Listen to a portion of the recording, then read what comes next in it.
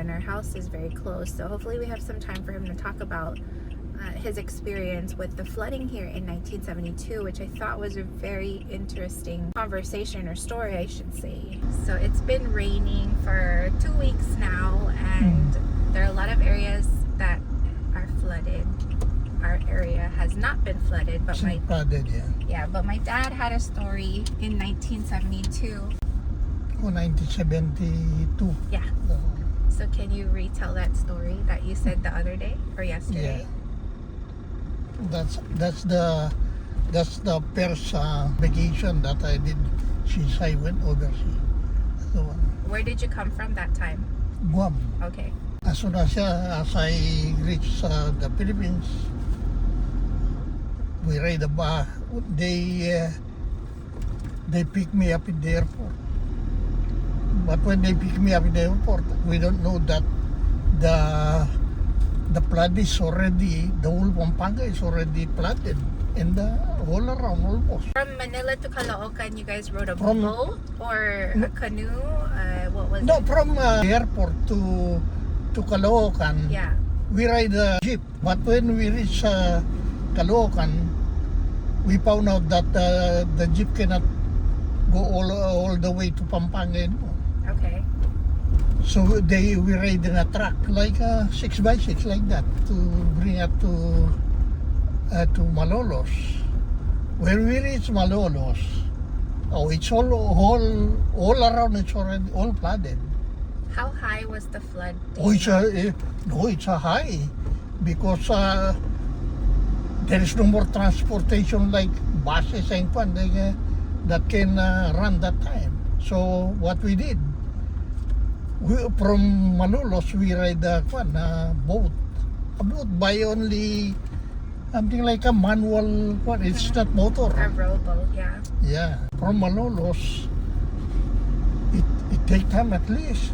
I think about something like three hours.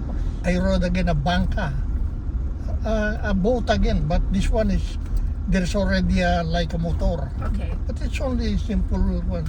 Then we reach Apalit, Pampanga. Mm-hmm. Then another boat again. From that, it took out about maybe about 3 hours. That we ride the boat again, like a manual, to Apalit. Mm-hmm.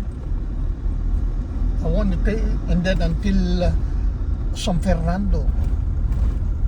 Then when we reach San Fernando, it's all flooded again.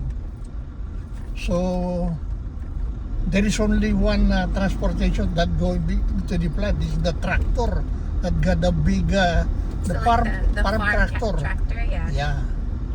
Then we ride that one from San Fernando to Guagua. It took out I know how many hours. After that one, from Guagua, there's no transport station again going to our down Santa Rita. I rode again like that truck, like that, yeah, farm truck. Then when we reach Santa Rita, it's also flooded. So what we did in our place, the dike up there was being broken. Mm-hmm. And then the road then is cut. It become a canal over there that you cannot go through. Yeah. So but they make a bamboo, like a bamboo bridge to go across. Yeah. That's what we did. Then from the across that The bridge. the one that broke me.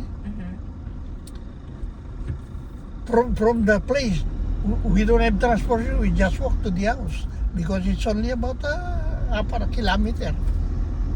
So from Manila, from Caloocan, I spend 12 hours before I reach the I house. got home.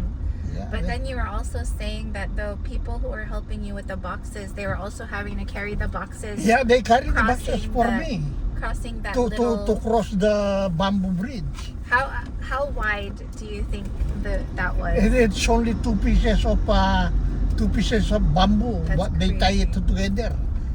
Even me, I got hard time to. Wow. Do you remember how many pounds or kilos your It's about no 50. Your box was? 50 pounds every box of that. But I cannot carry it across because it's heavy. yeah? That's the hardest flood or my experience in my life. That's the worst.